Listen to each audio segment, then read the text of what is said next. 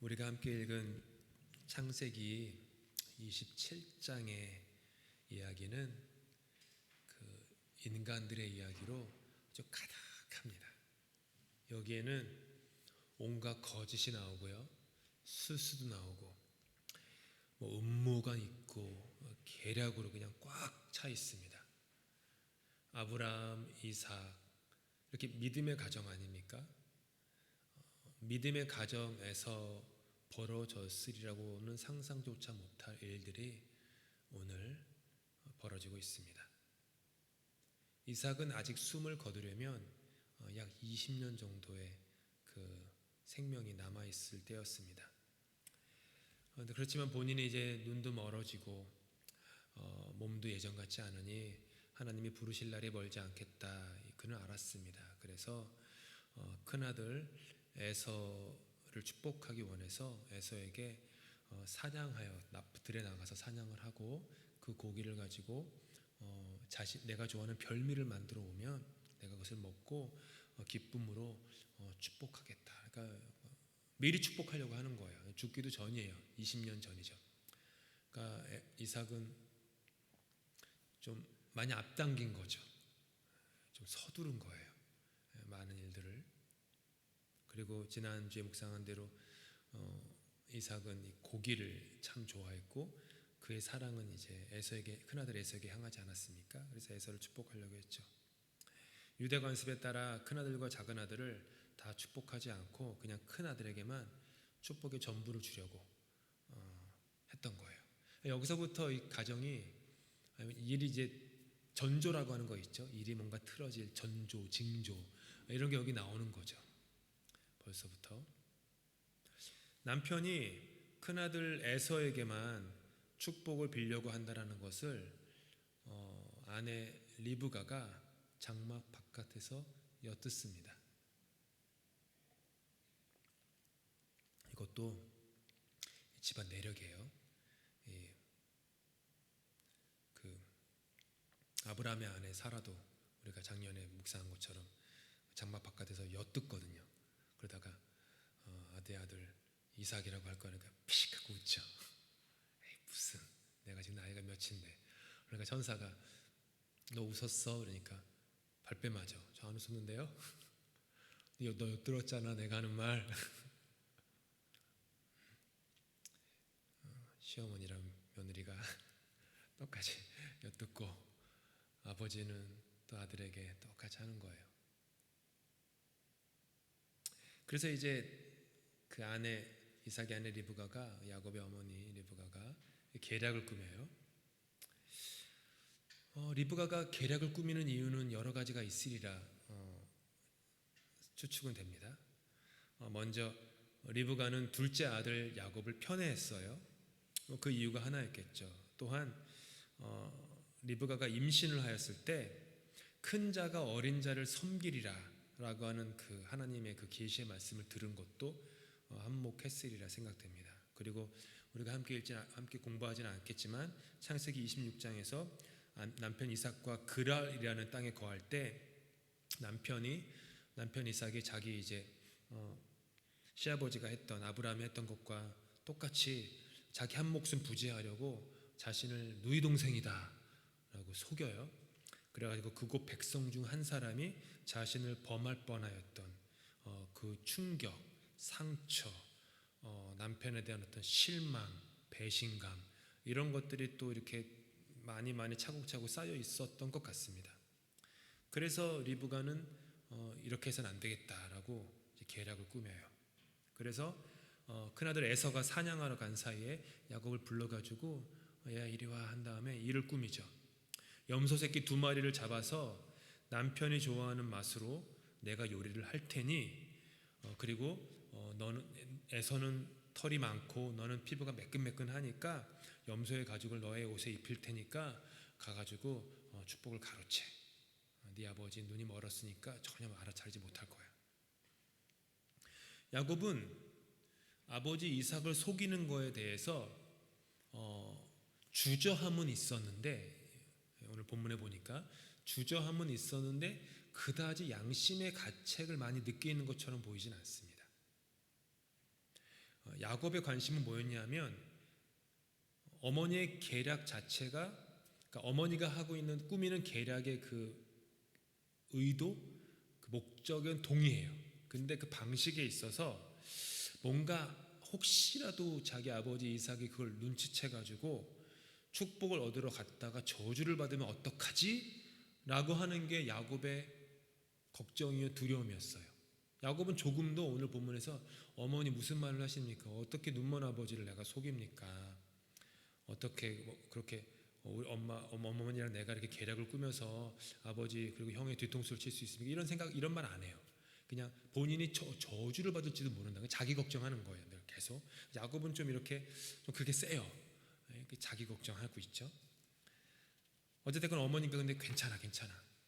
네 형의 옷도 입을 거고 가죽도 이렇게 털 있는 가죽도 옷을 입을 거고 하니까 절대로 네 아버지가 너를 알아챌 일은 없을 거야. 안심을 시키죠. 그렇게 해서 야곱은 어머니와 함께 모의한 계략을 실행에 옮깁니다. 아버지 이삭에게 한 야곱의 모든 말이 거짓말이에요. 오늘 읽었던 본문에. 심지어 이삭이 어떻게 이리도 빨리 사냥을 해가지고 내가 좋아하는 고기 음식을 가져왔냐? 의심하니까 야곱은 해서는 안 될 거짓말의 선을 넘는 거짓말을 해요. 함께 읽겠습니다. 시작. 아버지의 하나님 여호와께서 나로 순조롭게 만나게 하셨음이니라. 자신의 이익을 위해서 하나님의 이름을 망령되이 일컬을 정도로 거짓말을 하는 거예요. 야곱은. 창세기 27장은 이렇게 온갖 사람들의 그냥 엉망진창의 얘기들이 가득합니다. 속임수, 계략, 거짓말, 권모술수, 어긋난 편애, 두려움과 집착의 광기, 이런 모든 것들이 다 들어있어요. 마치 흙탕물에서 네 사람이 막 이리 뒹굴고 저리 뒹굴고 있는 것 같은 이야기. 그게 오늘의 이야기예요. 그리고 이 진흙탕 싸움에서 리브가와 야곱이 승리합니다. 적어도 승리한 것처럼 보여요. 그토록 갈망했던 이삭의 축복을, 아버지 이삭의 축복을 야곱이 얻었거든요. 그런데 축복을 얻은 거예요. 지금 얻었는데, 축복을 얻었으면 그 다음 삶이 이렇게 뭔가 축복의 방향, 축복대로 쭉 펼쳐져야 되는데 이 일 이후에 특별히 어머니 리브가와 아들 야곱의 삶은 그들이 기대했던 것과는 전혀 다른 방향으로 흘러갑니다. 먼저 어머니 리브가의 인생을 보면요, 지난주에 우리가 묵상한 대로 리브가는요 의지가 강한 여성이에요. 이삭은 조금 이렇게 사람이 좀 순하고 좀 소극적인 사람이지만 리브가는 자기가 원하는 게 있으면은 어떻게 해서든지라도 얻으려고 하는 어떻게 보면 좋게 보면 진취적이고 좀 부정적으로 보면은 좀 집착이 좀 강한 이런 여성이었죠. 이 일로 인해서 본문 마지막에 있는 것처럼 아들 이삭 야곱을 멀리 떠나 보내야만 했습니다. 생이별을 한 거예요. 남편과는 이미 사랑이 거의 식었고 이런 끔찍한 일을 도모했으니 큰아들 에서와 사이가 틀어졌을 것은 눈에 보듯 뻔하죠. 평생을 외롭게 지내야만 했습니다. 자기가 유일하게 사랑하는 야곱은 자기 곁에 없고 에서는 본인을 엄마를 별로 싫어하고 남편도 별로고 그동안도 뭐 관계가 그랬는데 이 일까지 있으니 어느 정도겠어요. 그러니까 외로운 삶을 보내요. 그리고 리브가는 자신이 이 땅에서 유일하게 사랑했던 한 사람 야곱을, 자기 아들 야곱을 이 일 이후에 평생 보지 못해요. 그러니까 어떻게 하루에 아들을 둘이나 잃겠느냐라고서 아들을 도망쳐 보냈고 네 형이 노가 풀리면은 좀 돌아와서 같이 살자, 좀만 떨어져 있어라 라고 생각했는데 그게 20년이 걸릴 줄 몰랐죠. 리브가는. 조금도 상상하지 못했던 거예요. 그리고 그 20년 어간에 리브가는 숨을 거두고 말죠. 그러니까 끝난 거예요. 야곱의 삶도 축복과는 거리가 먼 삶이었어요. 축복을 가로챘기 때문에 20년 동안이나 가족과 생이별을 한 채로 고향을 떠나 살아야만 했습니다. 사랑하는 어머니를 평생 다시 만나보지 못했습니다. 눈먼 아버지를 속였다라고 하는 죄책감으로, 형을 2번이나 속였다는 두려움의 무게에 짓눌려, 게다가 형이 한을 품었거든요. 내가 너를 죽이기 전에는 이런 한을 품은, 그 형은 사냥을 잘하는 사람이잖아요. 절대로 싸움에서 이길 수 없거든요. 그 두려운 형, 그거에 짓눌려서 20년을 무거운 마음으로 살아야만 했습니다. 게다가 이렇게 거짓말로 시작된 그의 인생은 이후에도 거짓말로 번복된 삶을 당하며 살아갑니다. 외삼촌 라반, 둘째 딸 라헬을 향한 외삼촌 라반은요, 당시에는 이제 그 친족 간의 결혼이 있었으니까 그 어머니의 외삼촌이지만 또 자기의 장인어른이 되는 거예요. 외삼촌 라반은 자신의 둘째 딸 라헬을 향한 야곱의 그 연모심을 이용해서 무려 14년 동안이나 무보수로 야곱의 노동을 착취합니다. 나중에 야곱의 아들 10명이 야곱이 편애하였던, 그러니까 야곱도 이제 편애를 받은 사람이잖아요. 똑같이 자기도 편애를 하는 거예요. 야곱이 편애하였던 11번째 아들 요셉을 이집트의 노예로 팔아먹은 후에 짐승이 그를 잡아 삼켰다라고 거짓말을 합니다. 아들들이 거짓말을 하는 거예요. 그리고 그렇게 믿고 식음을 전폐하며 그냥 슬퍼해요. 폭력적이고 무분별한 아들 10명이 세겜 사람들에게 할례를 받으면 누이 동생을 아내로 주겠다라고 하는 거짓말로 그들이 할례를 받은 후에 움직이지 못할 때 형제들이 가서 대살육을 벌여요. 그 남은 대가로 또 인생을 도망자, 그들로부터 또 보복당하면 안 되기 때문에 도망자의 신세가 돼서 그렇게 또 살아요. 고통스러운 삶이 계속돼요. 장남 르우벤이 자신의 첩을 범하는 폐륜을 저지르기도 합니다. 노년에는 혹독한 흉년으로 자신의 가족들이 먹을 것이 없어서 고통 가운데 보릿고개를 지나는 모습을 지켜보아야만 했었어요. 아주 나이가 든 후에는 먹을 것을 찾아 낯선 땅 이집트로 또 이민을 떠나요. 이집트의 왕 바로가 이 사람을 보니까 너무 인생의 풍파를 그냥 직격탄으로 맞은 사람의 얼굴인 거예요. 그래가지고 당신 나이가 얼마요? 라고 물어보니까 이렇게 대답해요. 내 나이 130년이지만 이 130세라는 거죠. 우리 조상의 나그네 길의 연조에 미칠 바는 못합니다. 하지만 저는 지금까지 참으로 뭐라고요? 험악한 세월을 보냈었나이다. 이게 정확한 자기 인생의 핵심 정리예요. 야곱의 인생은 자기 스스로 입으로 이렇게 얘기하는 거예요. 험악한 인생을 살았습니다.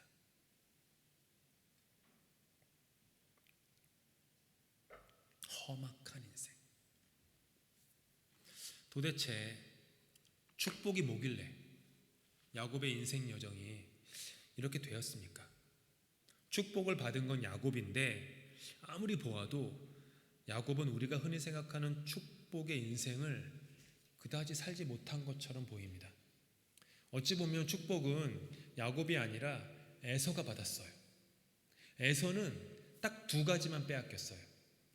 장자권과 축복의 유산, 이 2가지. 장자권, 장자의 명분, 그것도 명분이에요. 그냥 뭐 돈도 아니고 물질도 아니고 명분, 그걸 뺏겼고, 축복의 유산, 축복의 유산도 뭐 이렇게 좀 무형이죠. 어떻게 보면 그거 뺏긴 거예요. 근데 그것만 제외하고는 에서의 삶은요 정말로 편안했어요. 게다가 성공했어요. 우선 에서는요 물질적으로 아주 큰 부자가 됐어요. 나중에 물질이 너무너무 많아가지고요 20년 후에 동생 야곱이 나중에 몇 주 후에 보겠지만 야곱이 올 때 형이 자신을 또 죽일까봐 너무 두려워가지고 자신이 또 자기 장인어른 라반을 거짓말로 속여가지고 또 재산을 많이 축적하거든요. 그 엄청난 재산을 형한테 뇌물로 이제 바쳐요. 뇌물 좀 받고 나 좀 살려달라는 그런 의미죠. 근데 에서가 동생이 20년 만에 만난 동생이 주는 뇌물을 받으려고 하지 않아요. 근데 에서의 말은 이게 나도 이미 많다. 동생 야곱아, 나 가진 거 진짜 많아. 너무너무 많아. 이거 필요 없어. 이거 없어도 나는 진짜 나는 왕국을 다스리는 사람이야. 전혀 필요 없어. 이 정도로 부자가 됐어요. 에서는요. 그의 옆에는 400명의 무장한 장수들이 있었어요. 에돔 왕국이 그의 통치 아래 있었어요. 장자권과 축복의 유산을 가로챈 사람은 야곱인데, 야곱은 고난과 고통의 인생을 살고 에서는 부요함과 편안함의 인생을 살아요. 그런데 하나님이 야곱에게, 그리고 야곱을 통해 그의 후손들에게 주시고자 하는 축복은 세상의 축복과는 그 결이 참 달랐습니다. 야곱이 받은 축복은 그의 아버지 이삭과 조부모였던 아브라함에게서부터 흘러내려오는 영적인 축복이었어요. 함께 우리가 아브라함 공부할 때 나눴던 말씀인데요. 읽겠습니다. 시작. 내가 너로 큰 민족을 이루고 너는 복이 될지라. 너를 축복하는 자에게는 내가 복을 내리고 너를 저주하는 자에게는 내가 저주하리니 땅의 모든 족속이 너로 말미암아 복을 얻을 것이라. 나중에 천사가 아브라함의 후손에게 주어질 영적 축복을 또 다시 한번 확인해요. 읽겠습니다. 시작. 아브라함은 강대한 나라가 되고 천하 만민은 그로 말미암아 복을 받게 될 것이 아니냐. 자신의 아버지 이삭을 번제로 드리려고 모리아산에 갔을 때 할아버지 아브라함에게 다시 들린 축복도 있었어요. 시작. 또 내 씨로 말미암아 천하 만민이 복을 받으리니 이는 내가 나의 말을 준행하였음이니라. 우리가 하나님으로부터 받기를 기대하는 축복은 에서의 축복입니다. 대부분의 그리스도인들이 대동소이할 거예요. 에서의 축복. 그런데 하나님이 아브라함과 이삭과 야곱, 즉 신앙의 후손들에게 주시는 축복은 다른 축복이었어요. 너로 말미암아 다른 이들이 복을 받게 될 것이다. 지금 아브라함에게 계속 반복해서 말씀. 너로 말미암아 만민이 복을 받을 것이다. 너로 말미암아 미래 후손들이, 미래 인류가 복을 받게 될 것이다. 하나님의 구원의 역사가 하나님이 축복하시는 그들로 말미암아 결코 멈추지 않고 끊임없이 흐르는 강물처럼 인류의 역사 속에서 흘러갈 것이다. 그게 내가 너에게 주려는 축복이다. 에서의 축복이 아니다. 하나님이 주는 축복은 남을 위한 축복이었어요. 다른 사람을 위한 축복. 자기 목숨을 많은 사람의 대속물로 주신 예수님의 축복처럼 하나님이 아브라함, 이삭 그리고 야곱에게 주시고자 하는 축복의 방향은 그들 자신이 아니라 다른 사람, 민족, 미래, 인류에게 향하고 있었던 것이죠.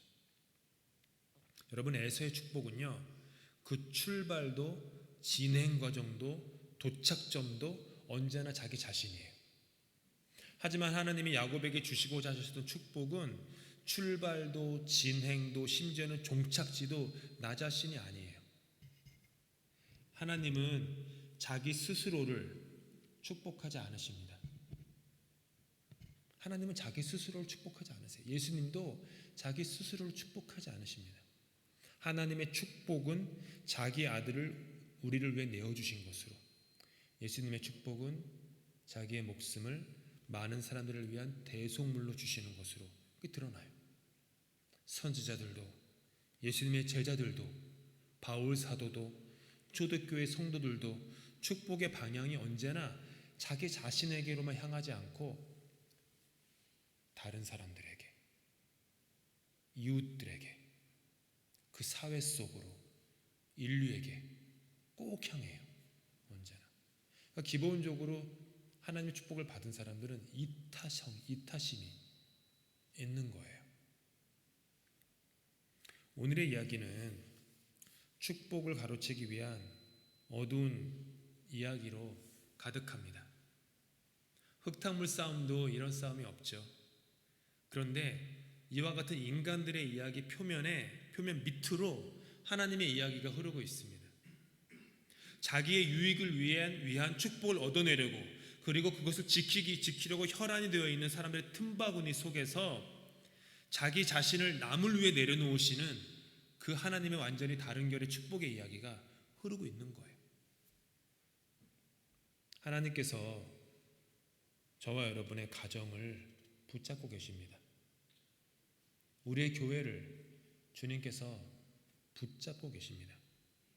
때로는 우리 눈에 아무런 증거가 아니 보여도, 우리 귀에 아무런 소리가 아니 들려도 그것이 하나님이 우리와 함께 하지 않으신다는 뜻은 결코 아닙니다. 우리가 깨닫는 주파수의 영역과 하나님이 역사하시는 주파수의 영역이 다를 뿐이에요. 새벽 예배 때 말씀드린 것처럼 사람의 시간은 크로노스라고 이렇게 흐르지만 하나님의 그 때라고 하는 것은 카이로스, 밑바닥에 묵직하게 흐르고 있는 것이죠. 하나님의 축복의 이야기도 그렇게 인생 밑바닥에 흐르고 있어요. 하나님은 하나님의 뜻을 우리 인생 가운데 이루어내십니다.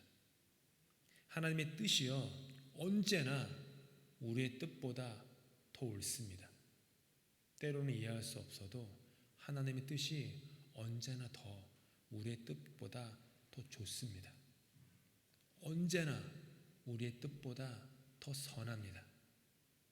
그리고 우리의 뜻은 결국에는 우리를 죽이는 것밖에 되지 않지만, 하나님의 뜻은 처음에는 죽는 것 같지만 끝은 생명입니다.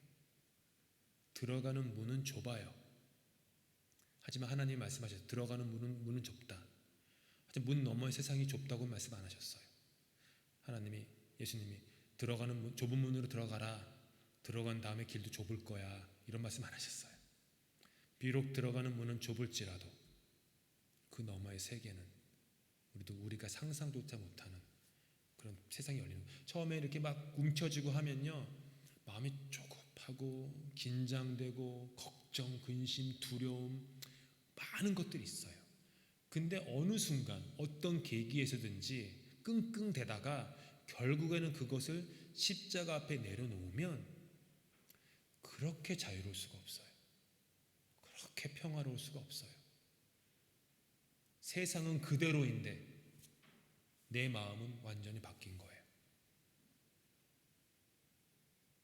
근데 우리는 내 마음은 그대로, 내 주변은 맨날 바꾸려고 하는 그런 삶을 살 때가 많죠. 하나님 말씀하셨습니다. 함께 읽겠습니다. 시작. 이는 내 생각이 너희의 생각과 다르며 내 길은 너희의 길과 다름이니라. 여호와의 말씀이니라. 이는 하늘이 땅보다 높음같이 내 길은 너희의 길보다 높으며 내 생각은 너희의 생각보다 높음이니라. 명심해야 합니다. 이 말씀은 진심으로, 진정으로. 하나님의 생각은요, 우리의 생각과 다릅니다. 결단코 다릅니다. 하나님의 길은 우리의 길과 결단코 다릅니다. 땅에 있는 우리가 어떻게 하늘의 뜻을 다 알 수 있습니까? 저는 지금 강아지 기르시는 분 있으신가요? 지금 이 예배당 가운데 한 분 없으세요? 괜찮습니다. 그래도 강아지 사랑하시겠죠?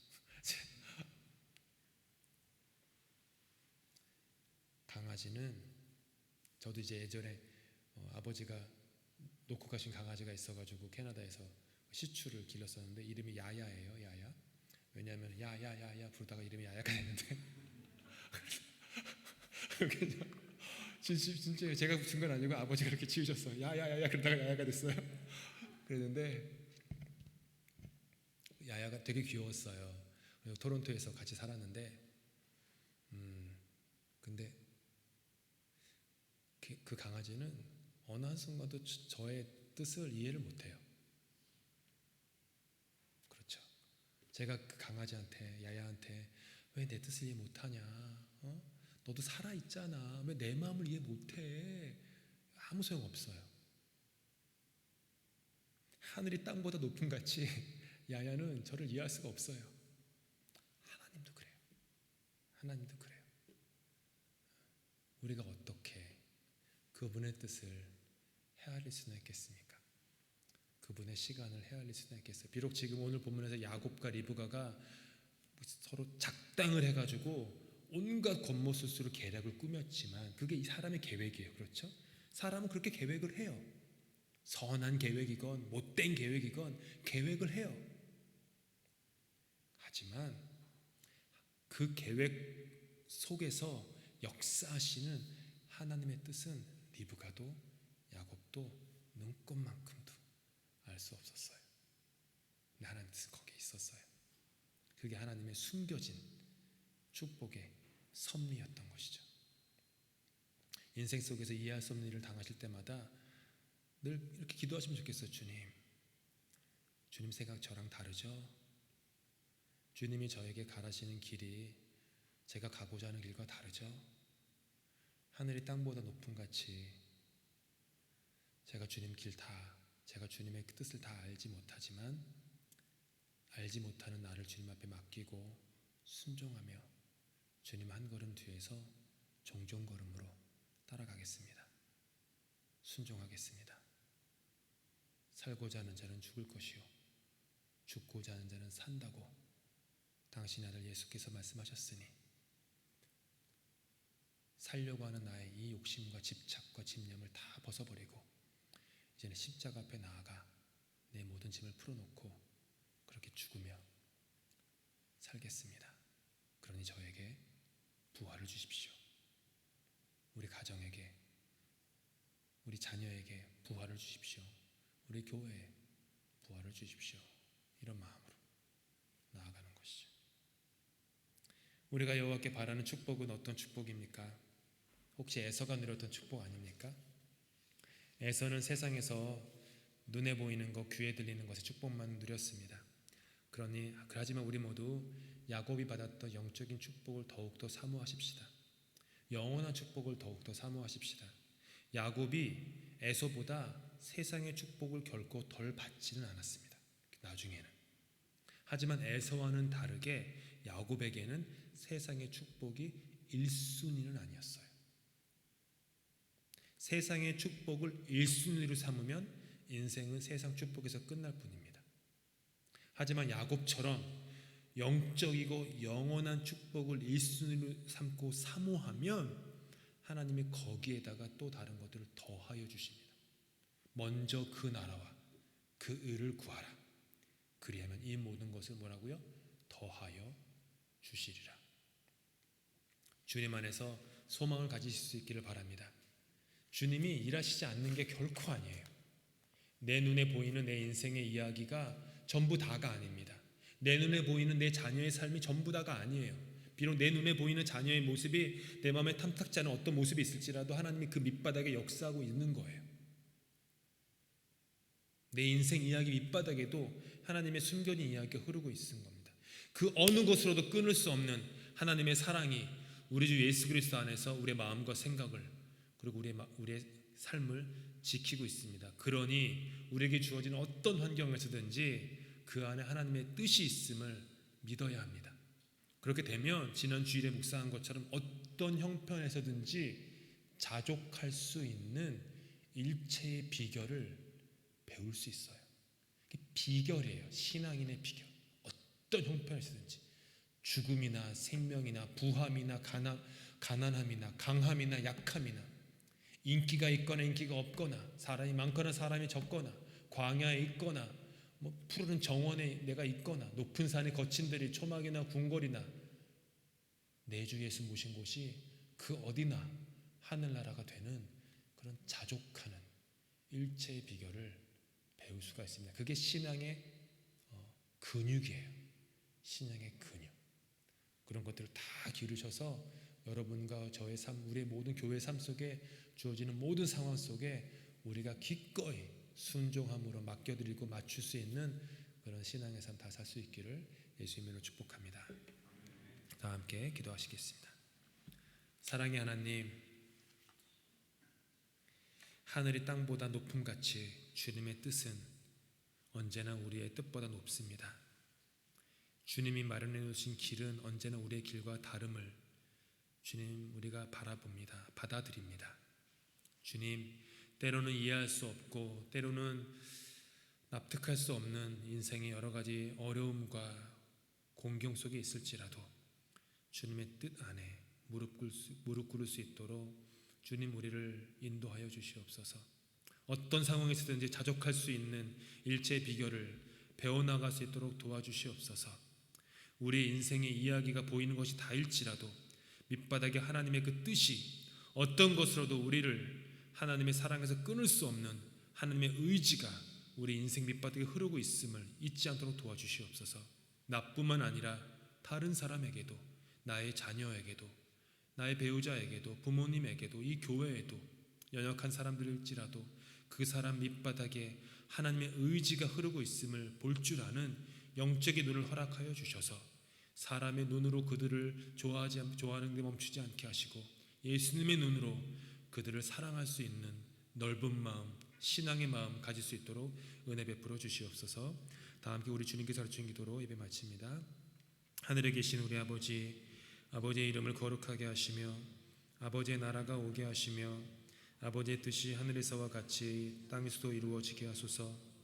오늘 우리에게 일용할 양식을 주시고 우리가 우리에게 잘못한 사람을 용서하여 준 것 같이 우리 죄를 용서하여 주시고 우리를 시험에 빠지지 않게 하시고 악에서 구하소서. 나라와 권능과 영광이 영원히 아버지의 것입니다.